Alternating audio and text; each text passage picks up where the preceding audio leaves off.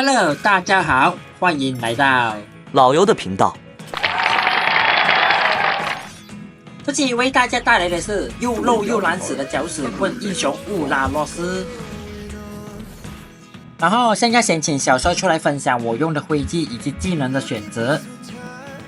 大家好，这期老游的乌拉诺斯玩的也是卡线流打法。老游觉得这种打法可以很大程度放大这个英雄的优点。首先，大家都知道乌拉诺斯是一个很耗蓝的英雄，所以老游选择可以回血回蓝的基础徽记。使用基础徽记带来的第一个好处就是我们不用刻意去出回蓝装备。但是反过来，如果你们想出回蓝装备的话，小帅会建议你们拿坦克徽记来增加坦度。因为老游这个玩法核心是带冲锋这个技能，所以就不推荐大家带辅助徽记。因为小帅觉得，如果你们想用辅助徽记的话，带治疗之拳这个技能才可以打出更好的效果。一来这个技能可以弥补坦度不足问题的同时，也给到队友帮助。然后第一个技能大家可以选择坚固或活力这两个技能，其目的也只有一个，就是增加坦度。然后第二个技能为了增加骚扰敌人时的输出，所以选择孤立无援。最后一个技能因为玩的是卡线流，所以选择加快清线速度的震荡冲击。然后技能就是有大点大主1负2。游戏一开始为了快速去卡线，所以我们的第一件装备就先买个小鞋，然后升一技能用来清线。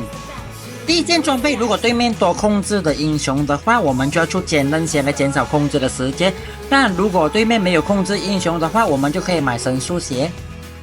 之前迪亚斯的视频虽然有详细讲解过卡线流的打法，但是我们可以再来复习。首先游戏一开始我们就要到这个位置去清线，清完过后一样可以去骚扰对面的野区，帮抢河道野怪，或者去中路打节奏。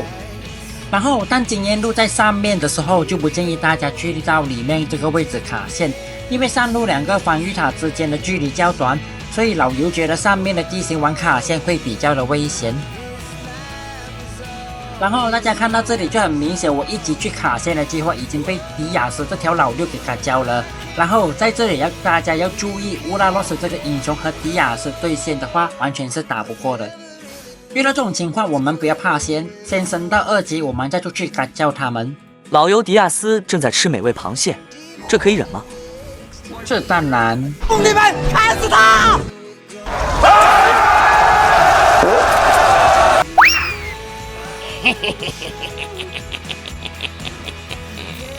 大家注意看，对面的迪亚斯同样是玩卡线流的。遇到这种情况，我们要做的就是原本想要做的事情，卡回他的兵线。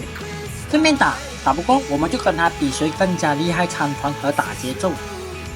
现在讲乌拉诺斯这个英雄的特点，首先要讲的第一点一定是他的回血速度。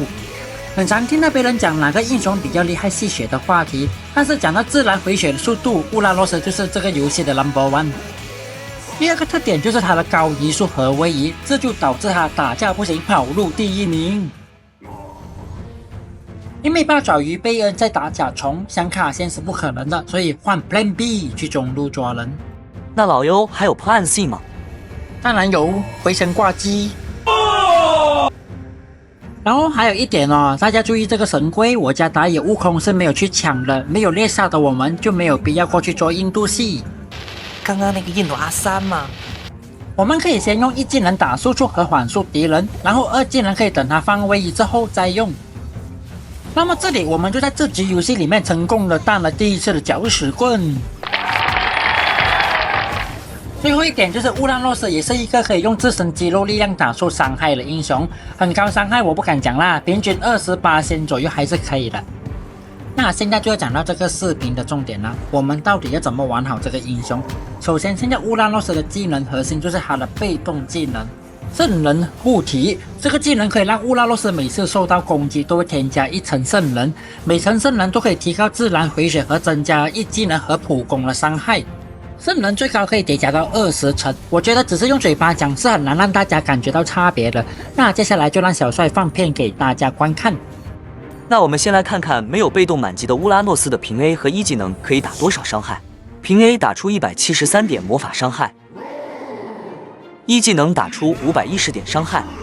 那我们接下来看看满被动的普攻和1技能的伤害。满被动的平 A 可以打出接近1倍的333点魔法伤害，而一技能就打出多一倍1070点的伤害。所以从这里我们可以看出，有被动跟没被动的乌拉诺斯的差距是非常大的。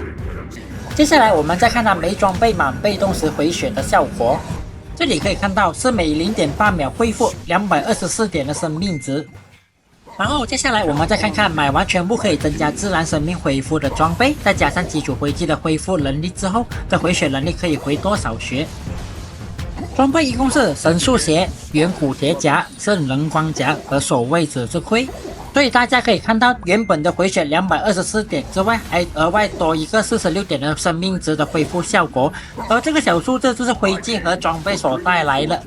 最后就是他的大招神圣压制，用了之后乌拉诺斯清除身上的减速效果之外，还有最高恢复400点的基础治疗，然后增加68%的移速，最后还有最多直接拿到15层的圣人被动，并提高自己28%的护盾和生命值的恢复效果。这直接让他的生命恢复达到292加66点的程度，所以这个大招是一招可以放大乌拉诺斯优点的技能。那如果你们认为这就是乌拉诺斯的极限了吗？它还有一个可以提高上限的装备神域，大家可以看看除了神域过后的恢复量，神域直接让护盾和恢复效果直接提升38%，再加上乌拉诺斯的大招28%，那么我们一共就有提升58%的护盾和恢复效果。所以火力全开之后的恢复量高达380加86点的回血效果。另外一点就是现在的减治疗装备只能削弱48%的护盾和恢复量，去除8扣下来，我们还有增加一个18%的恢复量。乌拉诺斯的一技能只是一招有简单缓速和打2次伤害的飞刀技能。然后二技能就是他唯一的位移技能，比较特别的是二技能一共有2段伤害，第一段位移可以造成伤害和缓速敌人，然后第二段伤害就是他用位移时会获得一个护盾，当护盾被打爆或者持续时间结束的时候才会有爆炸伤害。那么乌拉诺斯的技能就分享到这里，有时候虽然一个英雄的技能看起来很简单但是乌拉诺斯的技能的使用也是有一点点小技巧的。老油不要玩，不就大招加状态，一技能玩飞刀加2技能位移吗？就那么简单技能还能有什么技巧？虽然说是小技巧但是实战起来却是非常好用的，我们直接看片吧。大家都知道一技能的攻击范围是非常短的，对面也不可能傻傻的站着给你打中，所以在打消耗和追击的时候，我们可以一接2技能上去，这样的连招同样可以打出一技能的2次飞刀伤害。然后讲回要怎样玩好乌拉诺斯这个英雄的话题，发现刚才都跑题了，所以总结刚才的技能分享，被动技能的陈述就是玩好这个英雄的关键。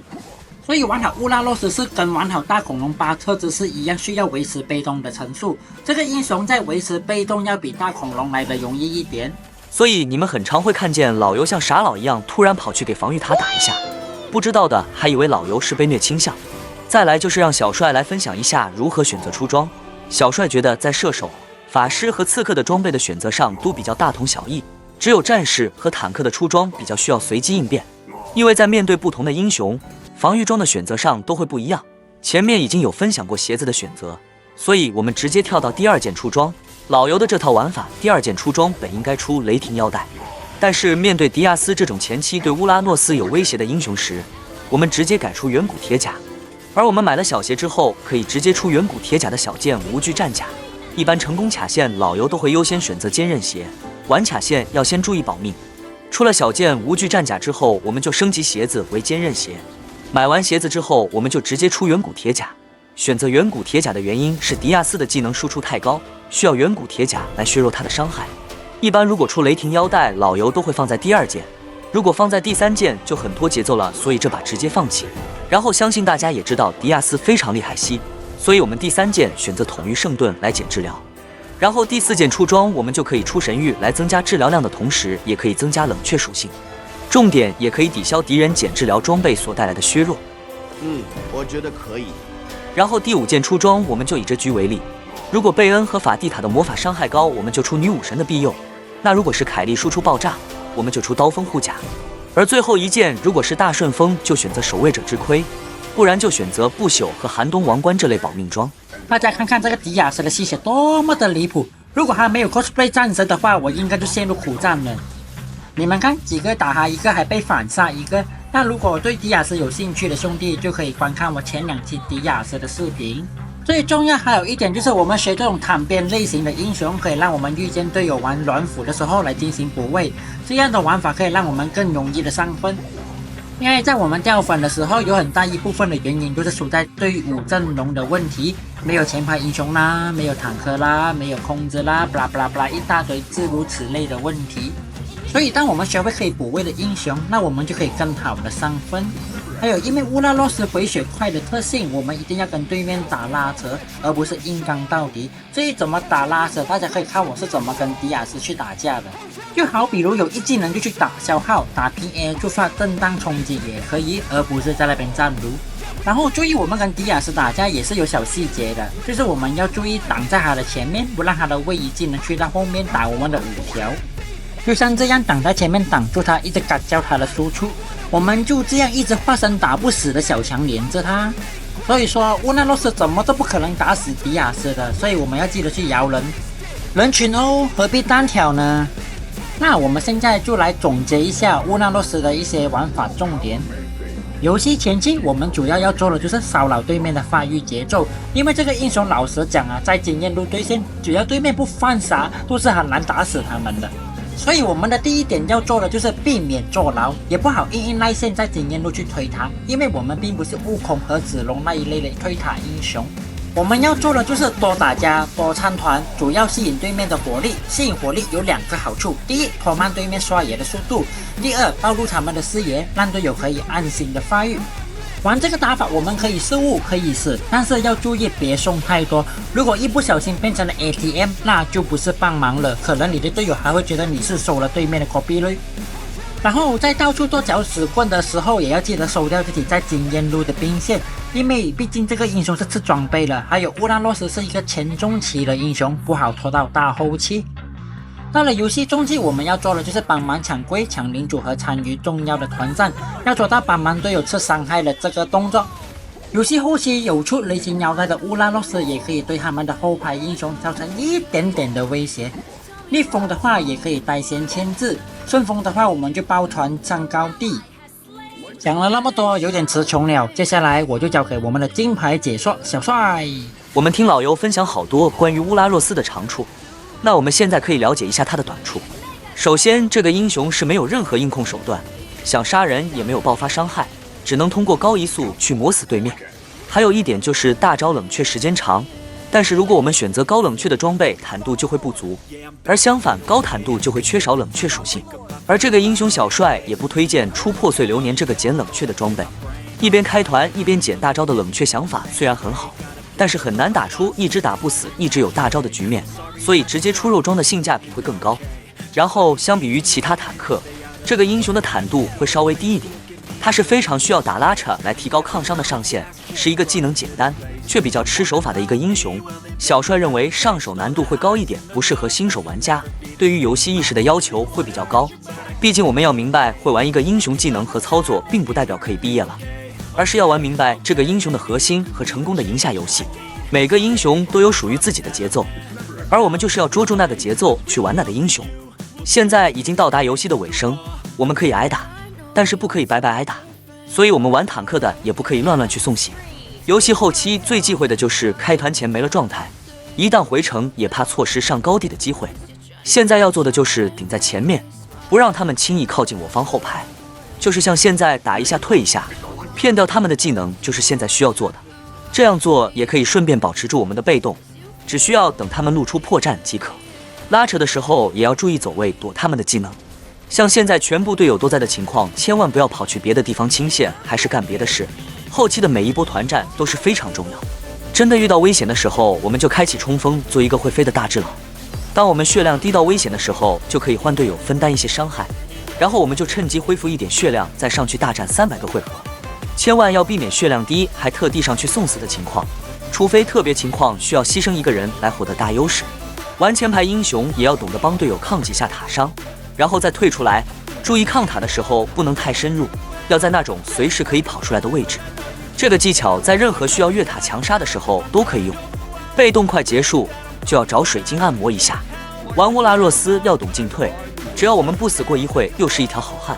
如果有不玩乌拉诺斯的大大，下次看到他傻站在野怪面前，你们记得让路让野怪揍他一下。不过还好他大招还可以直接加15层被动，要不然真跟恐龙一样维持又大又硬的话会很痛苦。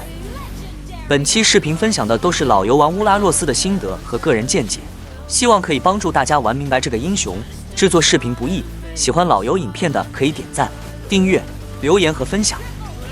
老游在这里祝福大家游戏愉快，身体健康。那我们下期再见。